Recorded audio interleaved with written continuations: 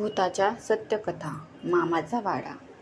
साधारण 2 वर्षापूर्वी मे महिन्यात मी आणि माझ्या मामाचा मुलगा सिनेमा पाहून रात्री साधारण 12 वाजता घरी येत होतो.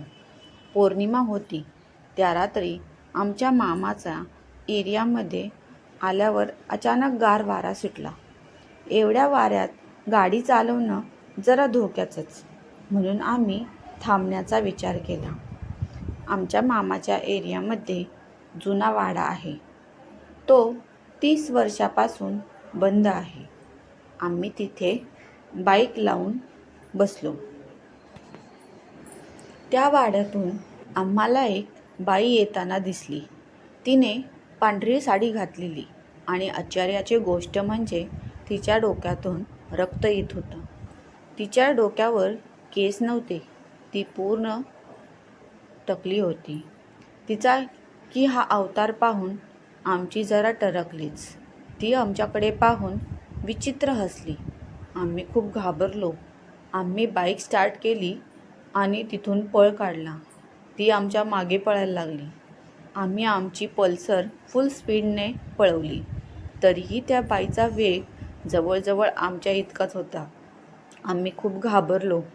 त्या स्त्रीने आमच्या घराच्या फाटकापर्यंत आमचा पाठलाग केला आणि फाटकावर येऊन ती थांबली. आम्हाला रात्रभर झोप नाही आली. मी ही गोष्ट माझ्या आईला सांगितली. तीही म्हणाली की मीही तिला पाहिलं होतं. नंतर आम्ही सकाळी त्या बाईबद्दल आजीला विचारले. ती म्हणाली की मी सुद्धा त्या बाईला पाहिलं आहे. ती बाई 30 वर्षापूर्वी त्या जुन्या वाड्यात नवऱ्यासोबत राहायची. एकदा तिच्या जेवणात केस निघाला म्हणून तिच्या नवऱ्याने तिला मारझोड करून तिचे केस कापले आणि चाकूने वार करून तिची हत्या केली.